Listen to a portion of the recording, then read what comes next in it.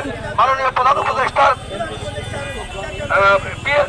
আমাদের ওখান থেকে আমাদের রিসিভ করবে ইনশাল্লাহ। এখান থেকে পুলিশ প্রশাসনকে বলেছে যে আপনারা নিয়ে আসেন, আমরা 8 জন লোক ওখানে যাবো। আপনারা দয়া করে আজ শান্তিপূর্ণভাবে এখান থেকে প্রেস ক্লাবের সামনে যায় অবস্থান কর্মসূচি পালন করবো। আমাদের একটাই দাবি, আমরা এনজিও না নিয়ে আমরা ঘরে ফিরে যাবো না।